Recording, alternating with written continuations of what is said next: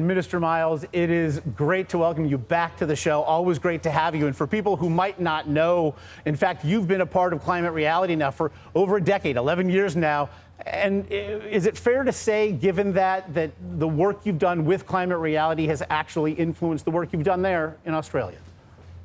G'day, Josh. It's fantastic to be with you again. It's certainly true that I've been part of the Climate Reality Project now for 11 years. I signed up when my wife was pregnant with our first son, Sam, and he's 11 now, old enough to join the campaign himself, I guess. And throughout that whole time, it's really been a common thread in my political activism, trying to make sure that we do as a state and as a country what we need to do to address climate change. And I guess we've got 2 more kids now, but I'm still doing it for them, those 3 little kids. Now, just a couple of minutes ago, we heard the Vice President detail the innumerable challenges faced there in Australia. But now, as the Minister of Health, what are the health impacts now that you are seeing due to climate crisis in Queensland?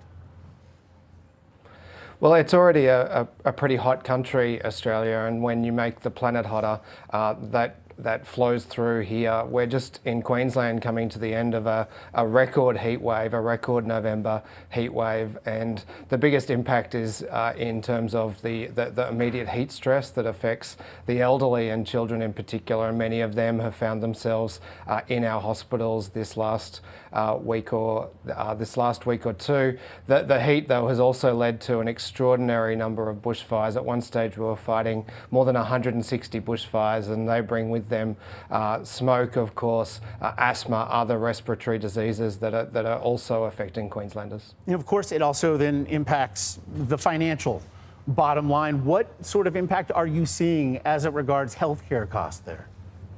Well, obviously our first concern is for the health of Queenslanders, but these events are also putting extraordinary pressure on our health system. Over the last week, the demand for ambulance services has literally been off the charts. They've had to change the scale of the graph they use to show me the number of ambulance call-outs each day. And of course, those kinds of health services are very expensive, and we're needing many more of them as it heats up. Then let's turn the glass half full, but for a moment. What then can you do? What is being done to combat this? Well, look, our focus very much has been on transferring our economy to renewables, and we've been really successful at that in recent years. We've set our goal of 50% renewables by 2030, and we're on track to get there. And that's really the best way to change our entire economy, is to change the kind of fuel we're using. And to that point, Australia, again, is the largest exporter of coal in the world. Obviously, it's been historically vital to the Australian economy. But given that, then, how do you influence, if nothing else, the political attitudes on matters related to the climate crisis in particular, when those things seem to run at such loggerheads into each other?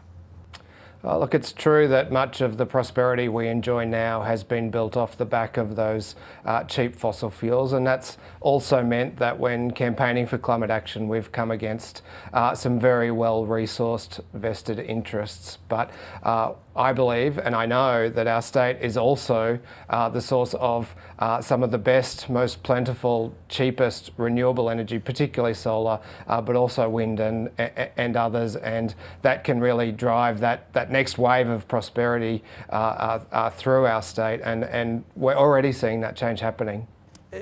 Given the fact, though, that the Prime Minister there in Australia is such an ardent supporter of coal, of fossil fuels, for you personally, how difficult is it then to manage that politically, again, when your PM holds such a view at such the opposite end of a spectrum?